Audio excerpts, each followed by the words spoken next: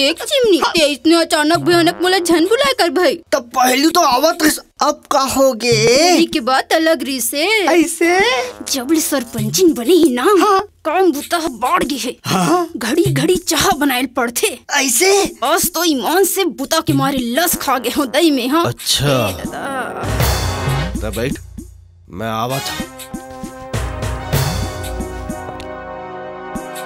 ले एला खा एलन टहु खा ले ओ खा ले का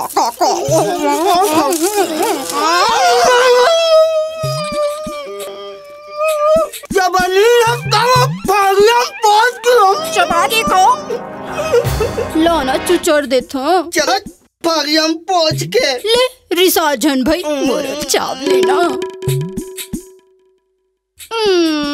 बोला अभी नहीं चाहूँ बिहार के बाद कल कलाटे चाहूँगा। और ते आज काम में किसने नहीं के छुट्टी मार दो भागियम पहुंच के। छुट्टी मंडल कहूँ जान पही तो तुम घुन घुट्टी के दैया बना दी।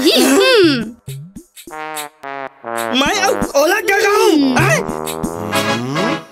ऐसे थप्पड़ मारू ना तो मुझ डरी भागियम पहुंच के। हम खोल मालिक भाग पुलिस भाग अभी